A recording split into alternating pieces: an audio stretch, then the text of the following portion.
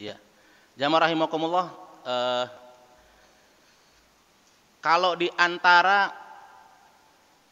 cara kita untuk menanamkan tauhid kepada anak-anak kita, kita bisa belajar dari surat Luqman, ya, ayat 16. Ya bunayya innaha intakum mithqala habbatin min khardalin fatakun fi sakhratin aw fis samawati aw fil ardi ya'ti bihallah innallaha latifun khabir. Luqman berkata, wahai anakku, sesungguhnya jika ada suatu perbuatan seberat debu, sebesar debu, seberat biji sawi, dan berada di dalam batu, berada di langit atau di dalam bumi, niscaya Allah akan mendatangkan atau membalasinya. Sesungguhnya Allah Maha Halus lagi Maha Mengetahui. Nah, ini termasuk bahwa semua perbuatan kita pasti diketahui oleh Allah Subhanahu wa taala, gitu ya. Nah, kalau yang tadi gimana? Maka bisa kita sampaikan tatafakkaru fi khalqillah wala tafakkaru fi dzatillah. Ada kaidah itu, Pak. Berfikirlah kamu tentang ciptaan Allah, jangan berpikir tentang zat Allah. Pak, emang kalau mikirin tentang zat Allah, siapa yang ciptain Allah, kenapa? You kuat. Orang kamu melihat ciptaan Allah aja ada nggak kuat, apalagi mau mikirin zatnya Allah, apalagi mau melihat Allah. Allah itu qiyamuhu bi nafsihi, berdiri dengan sendirinya, nggak butuh siapapun, ya kan? Ini saya pernah lihat di medsos, cuma saya bacanya belum lengkap, Pak. Nah, nanti kalau yang udah pernah lihat di medsos dan bacanya udah lengkap, boleh disampaikan, gitu ya. Jadi gitu, pada kaidah tatafakkaru fi khalqillah wala tafakkaru fi dzatillah, dibatasi di situ.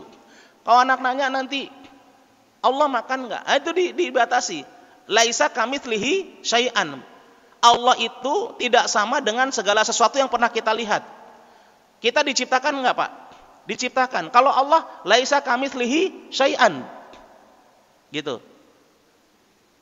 Kita dilahirkan nggak? Makanya kita dilahirkan. Allah laisa kamitslihi syai'an. Makanya qul huwallahu ahad, Allahus samad, lam yalid walam yulad. Gitu, Pak. Ya, gitu. Memang hadirin rahimakumullah, lintasan setan itu ada di antaranya apa? Berpikir tentang zat Allah. Dan kalau kita sudah berpikir tentang zat Allah, nggak sampai, Pak. Gitu. Nggak akan sampai.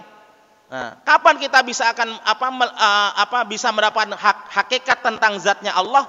Nanti, Pak, ketika kita sudah di surga.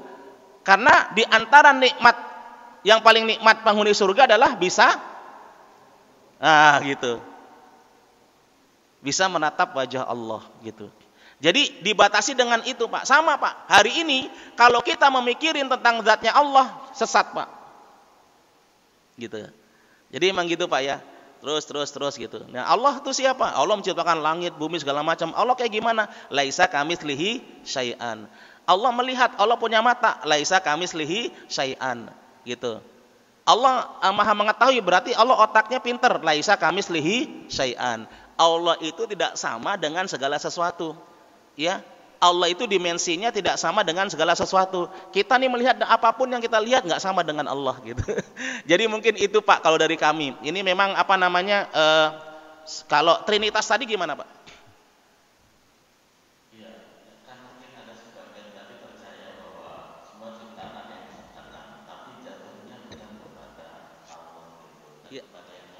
Oh, gitu ya.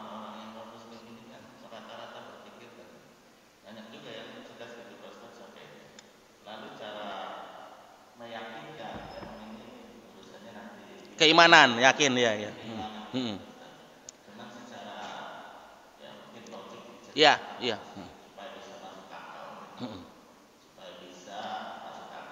Gitu. Betul. Iya, betul, Pak. Dalam agama itu, ya, ada yang logik, bahkan harus logik, tapi ada juga yang harus, ya, diyakini dengan iman. Contoh, ketika Isra Mi'raj, ya kan? Saat itu kan bagaimana menjelaskan kepada orang-orang kafir Quraisy, ya kan? Tapi memang harus pendekatannya dengan iman. Itulah ujian dalam agama, Pak. Ya, dalam agama begitu. Contoh, misal, ya, Kita harus dengan iman. Kalau poligami itu berapa maksimal Pak? 4. Rasulullah itu jibiliyah khususiyah bagi Rasulullah yang kita harus pendekatannya dengan iman, tidak lagi dengan logik.